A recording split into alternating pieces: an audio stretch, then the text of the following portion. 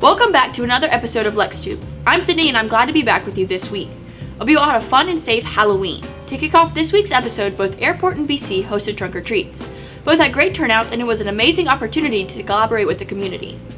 Last week, the elementary and middle schools in our district had their Red Ribbon Week, and it had the opportunity to dress up for theme days. People came to school in some pretty cool costumes. Everyone looked great. The KC West Columbia Chamber and the House of Rayford awarded BC's Davis Hoffman the Lex2 Student of the Quarter Award, and Springdale's Allie Brantley the Lex2 Teacher of the Quarter Award. Congratulations to both these individuals. Saluda River's makeup photos will be on Thursday, November 11th. BC's theater program will be performing their play, The Man Who Came to Dinner, next Thursday and Friday starting at 7. They've been working hard, so come out to show them your support. Remember to set your clocks back 1 hour this weekend. It's time to fall back. That is all for this week's news. Now on to Duncan and Jonathan with this week's COVID-19 update. Hello and welcome back to this week's Lex2be COVID-19 update. I'm Jonathan Gonzalez. And I'm Duncan Scarborough. The district-wide mask mandate ended last Sunday, and with that, masks are no longer required besides on school buses. Now on to this week's numbers.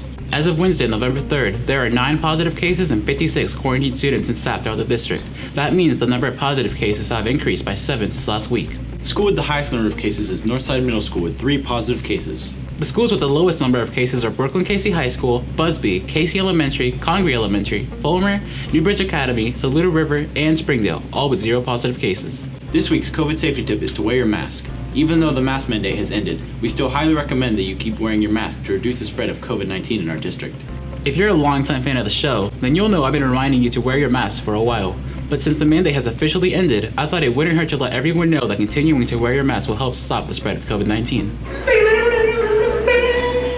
But other than that, that's all we have for this week. I'm Jonathan Gonzalez. And I'm Duncan Scarborough. This has been the Lex2be COVID-19 update. Thank you for the update. As October has wrapped up, some students will give us a look at what the month means for the LGBTQ community. Hello, I'm Jonathan Gonzalez with Lex2be News, and today we'll be taking a look at the history of LGBTQ+. October is LGBTQ+ History Month, not to be confused with Pride Month, which is June. LGBT History Month is a month dedicated to the history of LGBT figures in history and their feats of bravery that they did for the cause and for the people of today. Marsha P. Johnson, a black trans woman who helped lead the Stonewall riots, she poured all of her energy into advocating for trans and homeless youth, as well as people living with HIV or AIDS. Marsha P. Johnson co-founded STAR with the trans activist Sylvia Rivera. STAR was a shelter for homeless transgender youth that Johnson and Rivera founded by working as sex workers at night. Sylvia Rivera was a Latina trans woman who was a longtime trans rights activist in New York City. A few weeks later, Rivera co-founded the Gay Liberation Front, a collection of gay liberation groups that fought against homophobia, capitalism, militarism, racism, and sexism. Sylvia Rivera had a problem with the fact that the gay liberation movement was catered towards liberating gay and lesbian, white, middle-class people, so she advocated for the movement to be more inclusive of marginalized groups within the LGBTQ+ community. I would like to personally thank everyone that listened, and I hope you've learned something new about the community and those around you. This has been Jonathan with Lex2be News. Thank you. Now to Duncan with an interview with the new digital art and design teacher, Miss Arledge. Hello, I'm Duncan Scarborough with Lex2be News. The digital art and design class at the Innovation Center has not had a teacher until recently. I'm here today with Miss Arledge, the new teacher. Okay, so Miss Arledge, what is your goal for this class?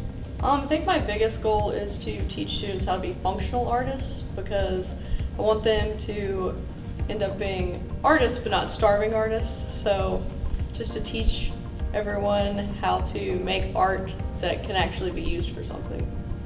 Would you say that this specific age range of students is like ideal for you, or if you could, would you teach a different? No, this is definitely ideal. It's what I'm the most used to, just having gone through a similar program in high school. So I feel like that experience helped me to know what kids this age respond best to as far as teaching this particular subject. In college, what courses did you take to pursue this career? Well, I went to Midlands Technical College and I did their graphic communications program. So it was things like InDesign, Illustrator, Photoshop, and then lots of screen printing, and we did a lot of offset press also. But I'd say that the majority of my knowledge initially came from my high school classes. So that's why this is so important to me, because I know how much it can shape how successful you are in college and actually out in the industry. Lastly, for people who may be interested in this course, what advice would you give to them? Just to come in with an open mind, because I think a lot of artsy kids want to just draw and don't really have a knowledge of what you can do with those drawings. So just to have an open mind about the different procedures of, like I said earlier, turning that artwork into functional artwork. I'm Duncan Scarborough with Lex2be News. This has been a talk with the new digital art and design teacher here at the Innovation Center. Thank you, Duncan. Now on to this week's Ready, Set, Score.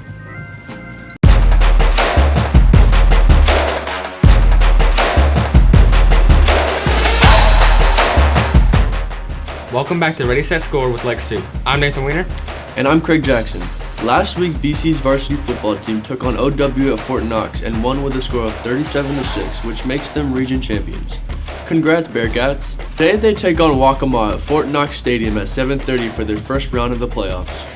Airport's varsity football team took on Bamberg Earhart at Bamberg and lost with a score of 42-21.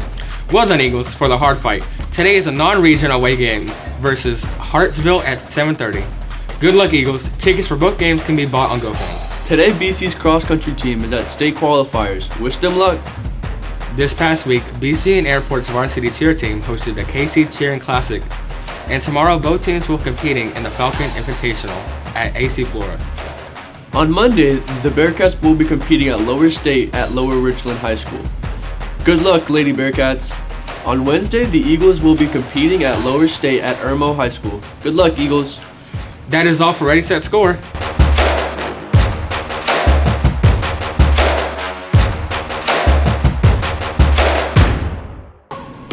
Thank you all for watching this week's episode of Lex2be. We hope to see you back here next week.